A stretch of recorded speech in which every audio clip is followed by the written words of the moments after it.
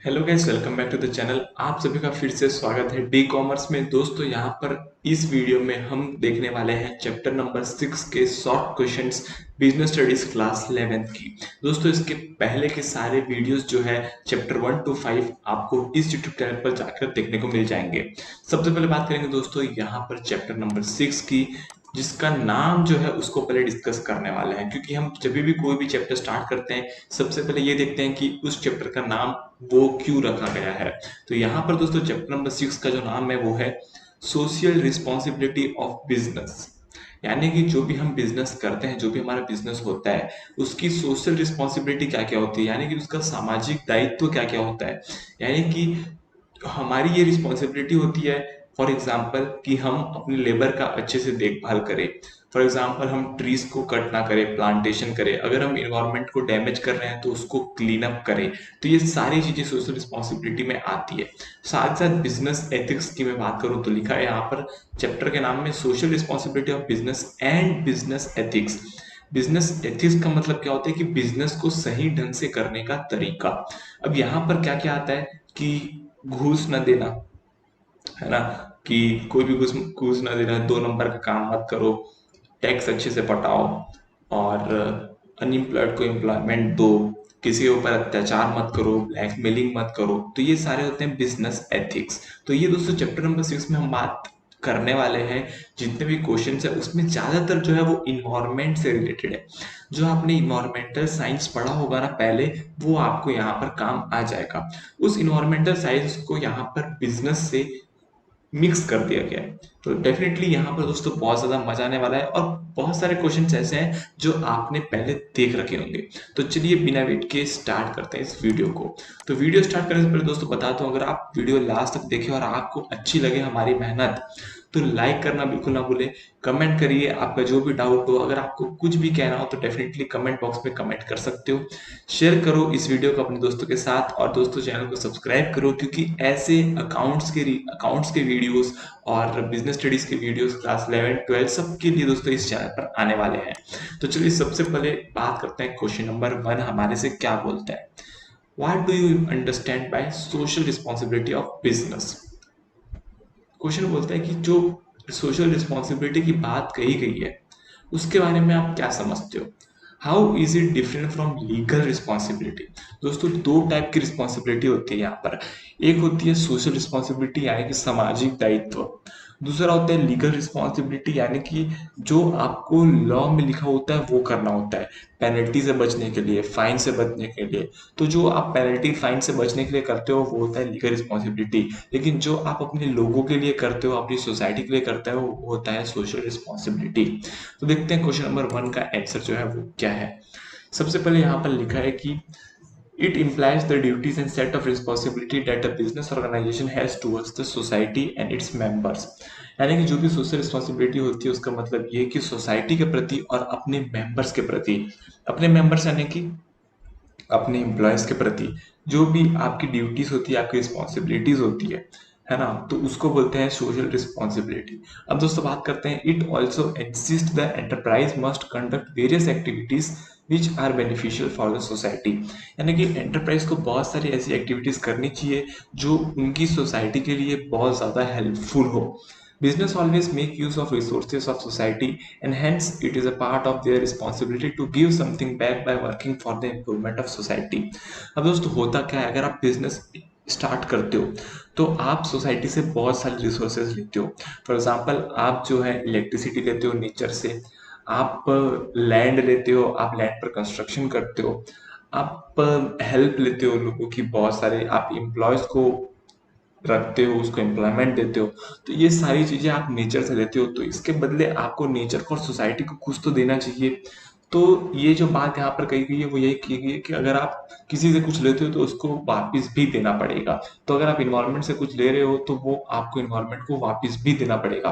अगर मैं एक बात करूँ सिचुएशन की, तो हम लोगों ने बहुत ज्यादा पॉल्यूशन फैला दिया। हम लोगों ने क्या किया, पॉल्यूशन फैलाया और पूरे वर्ल्ड को जो है बर्बाद कर दिया, पॉल्यूशन से डैमेज कर दिया। अब इसके कंसिक्वेंसेस क्या हो रहे हैं कि ग्लोबल वार्मिंग हो रहा है, कहीं बाढ़ आ रही है, कहीं कचरों की बाढ़ आ जा रही है, वेस्ट की बाढ़ आ जा रही है।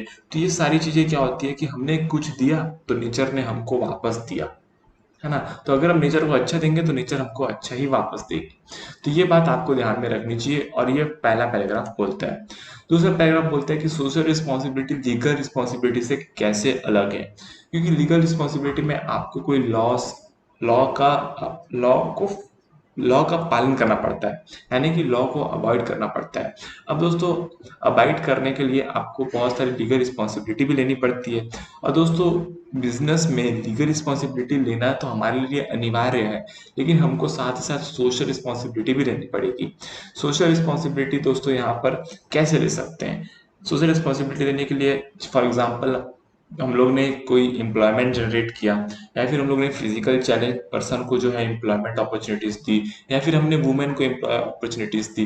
तो ये सारी चीजें जो है दोस्तों, इससे हम सोशल रिस्पॉन्सिबिलिटी कर सकते हैं। तो सेकंड पैराग्राफ में वही लिखा है, social responsibility is different from legal responsibility as by abiding only the laws legal responsibility can be taken care of, while social responsibility are more concerned with doing better for society के साथ अच्छा करो, as in generating employment for poor और दोस्त who are physically challenged, और employment opportunities for women.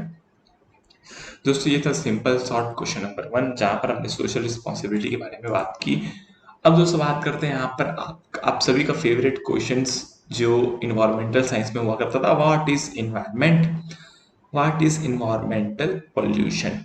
ये तो आपको पता ही होगा कि इन्वायरमेंट क्या होता है, इन्वायरमेंट पॉल्यूशन क्या होता है। The environment comprises of biotic and abiotic resources that are present in and around us। तो environment जो है वो बायोटिक और एबायोटिक रिसोर्सेज से बना है। ये सारे रिसोर्सेज हमारे आसपास जो है रहते हैं, उससे हमारी क्वालिटी ऑफ लाइफ को फर्क पड़ता है। For example, pure air, pure water, it impacts our quality of life, but with rapid growth in human population coupled with industrialization, resources have been used resulting in their depletion और degradation। लेकिन दोस्तों, बहुत सारी rapid growth के कारण, industrialisation के कारण हमने बहुत सारे नेचुरल रिसोर्सेज को यूज कर लिया और उसको डिप्लीट कर दिया और डिग्रेड कर दिया। Also harmful discharge into the environment has result in the polluting the area. और हम लोग ने बहुत सारा हार्मफुल डिस्चार्ज किया, केमिकल रिएक्शन किया, जो केमिकल रिएक्शन फेल हो गया उसको हमने फेंक दिया। हमने न्यूक्लियर एनर्जी बनाने के लिए बहुत सारे टेस्ट किए, जिससे हमारे इन्वायरमेंट को डैमेज हुआ। तो ये सारी चीजें दोस्तों पॉल्यूशन होता है। अब दोस्तों बात करेंगे यहाँ पर कितने टाइप के पॉल्यूशन होते हैं। दोस्तों, क्लास 6 का बच्चा भी बता देगा कितने टाइप के पॉल्यूशन होते हैं। हम लोग तो क्लास 11th की बात कर रहे हैं। कितने टाइप के होते हैं? यहाँ पर 4 टाइप लिखे हैं, लेकिन आप आराम से 6-7 टाइप गिना सकते हो।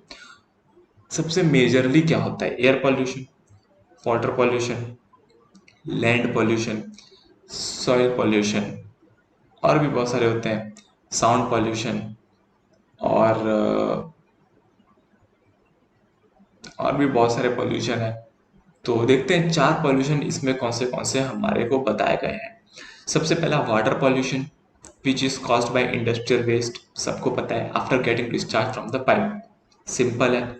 दूसरा, the dumping of toxic waste in the ground, यानी कि जो भी गंदा कचरा है उसको ग्राउंड के अंदर दफना देने से लैंड पॉल्यूशन होता है, और फिर उस लैंड पर हम एग्रीकल्चर एक्टिविटीज भी नहीं कर सकते। तीसरा है noise pollution, sound pollution. Noise pollution is caused by vehicles and factories causing health problems such as hearing loss and mental disorder। ज़्यादा साउंड से हमारे हियरिंग लॉस होता है और हमारा मेंटल डिसऑर्डर भी होता है। इसीलिए तो बोलते हैं ना कि जिसको मेडिटेशन करना है वो सिटीज़ में मत करो, विलेजेस में करो। ऐसा क्यों बोलते हैं? क्योंकि विलेजेस में शांति रहती है, वहाँ फैक्ट्रीज की आवाज़ और व्हीकल्स की आवाज़ उतनी ज़्यादा नहीं रहती जितनी सिटीज़ में रहती है, तो इसलिए वहाँ पर नॉइज़ पॉल्यूशन कम रहता है। फिर आता है एयर पॉल्यूशन। एयर पॉल्यूशन क्यों होता है? बर्निंग ऑफ वेस्ट मटेरियल की वजह से, जो व्हीकल के एग्जॉस्ट से निकलता है, साइलेंसर से निकलता है गंदा धुआं, उसकी वजह से होता है, और फिर वो एटमोसफियर में फैल के आपके लंग्स तक जाकर आपको बीमार बनाता है। तो यहाँ पर दोस्तों 4 टाइप के पॉल्यूशन एक्सप्लेन किए हैं क्वेश्चन नंबर 2 में। बहुत ही ईजी क्वेश्चन है, इसमें आपको ज़्यादा दिमाग लगाने की ज़रूरत नहीं पड़ेगी। अब आते हैं question number 3, what is business ethics, mention the basic element of business ethics.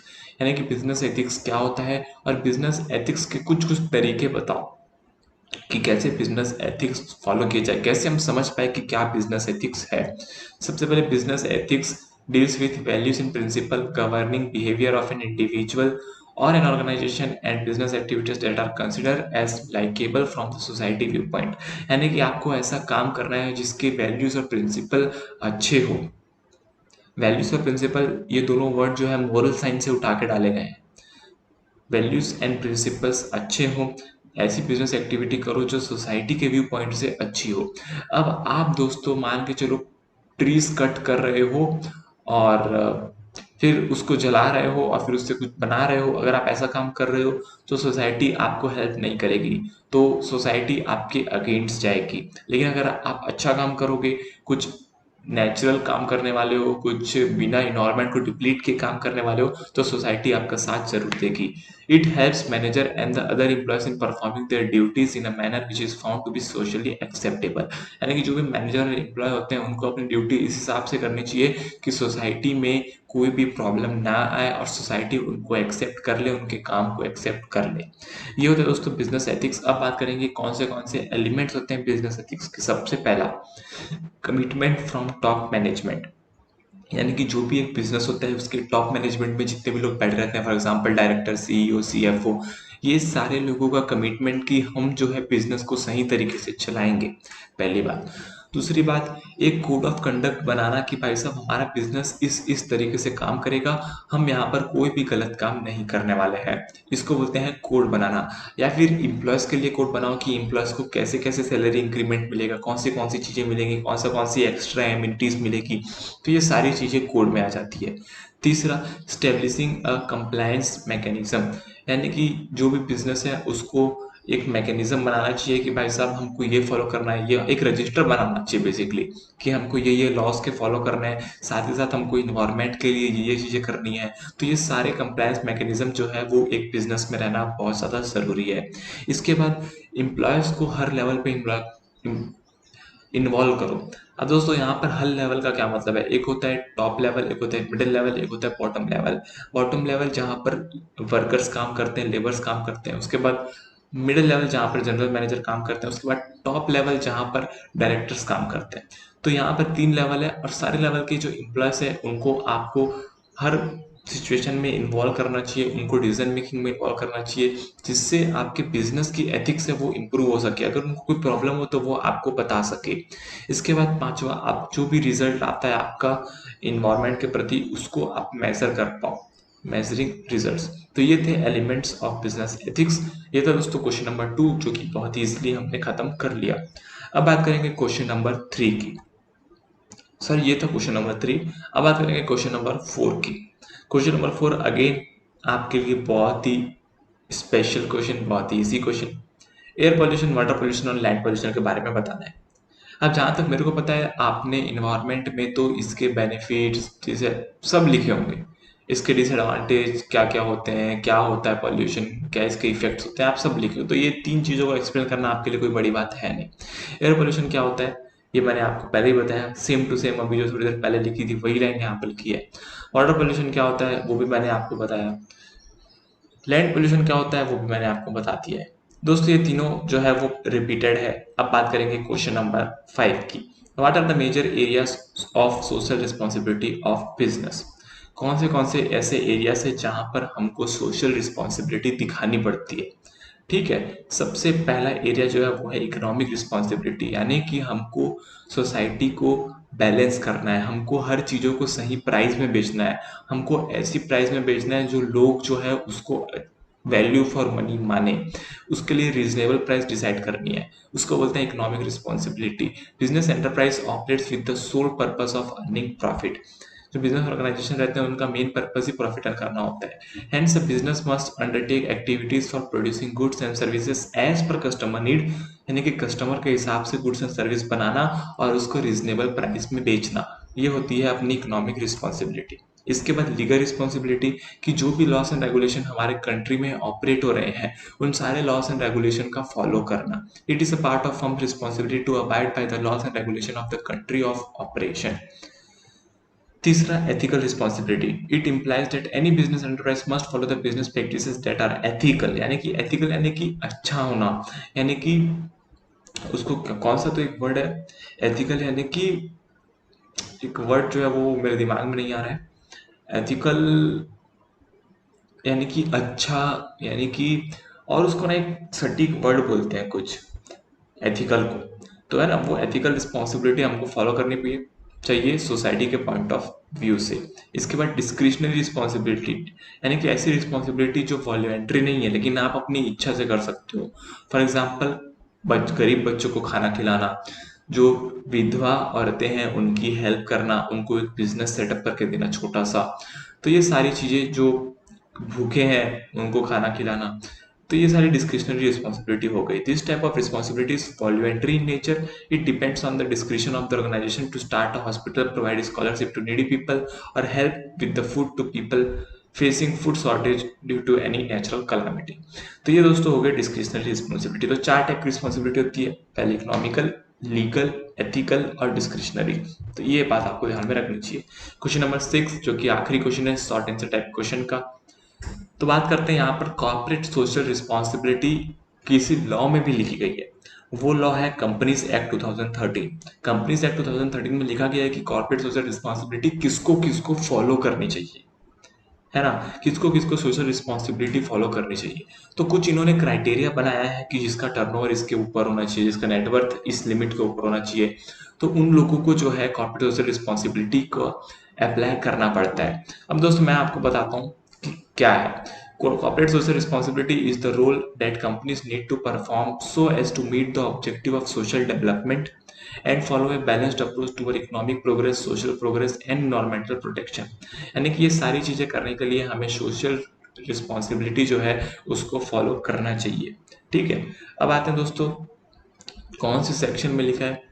Section number 135 में लिखा है कि CSR किसको किसको फॉलो करना चाहिए, कौन सी कंपनी को CSR फॉलो करना चाहिए। सबसे पहला, ऐसी कंपनी जिसका एनुअल टर्नओवर यानी कि एनुअल सेल्स, जो भी एनुअल सेल्स है वो 1000 करोड़ दोस्तों, 1000 करोड़ से ज्यादा होनी चाहिए, तभी उसको कॉर्पोरेट सोशल रिस्पॉन्सिबिलिटी फॉलो करनी है।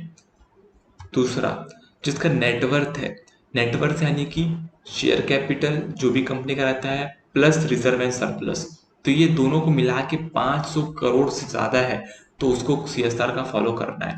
और तीसरा, जिसका भी नेट प्रॉफिट 5 करोड़ से ज्यादा है उसको CSR फॉलो करना है।